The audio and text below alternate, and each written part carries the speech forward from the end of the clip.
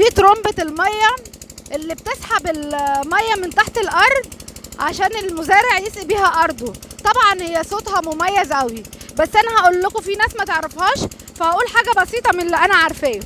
هي بتسحب المية من تحت الأرض وتضخها في قنايات كبيرة كده هنا شوية، وبتاخدها وتروح بيها على قنايات تانية صغيرة.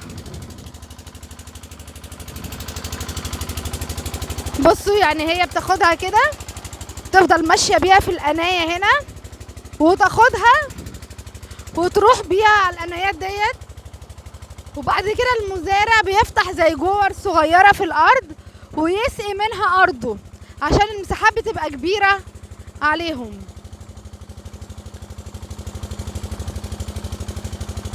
ده منظر الأراضي وهي لسه مسقية.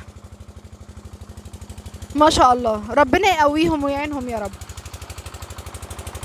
واللي لاحظت ان كل مزارع هنا حاطط تقريبا او زرع شجرة توت.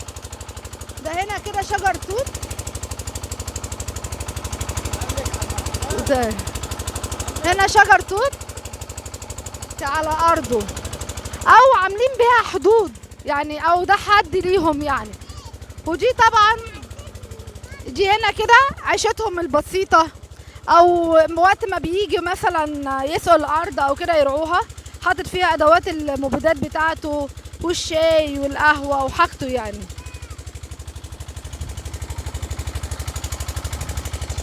الناس دي يا جماعة ما عندهاش يوم راحة زينا، كل يوم يقوموا من الساعة 6 الصبح واحنا تقريبا داخلين على اذان المغرب. بص هنا الناس بتيجي يعني كوجيك اسر، كل واحد بيجيب اسرته واولاده ويجي ياخدوا التوت بالشكل اللي انتوا شايفينه ده.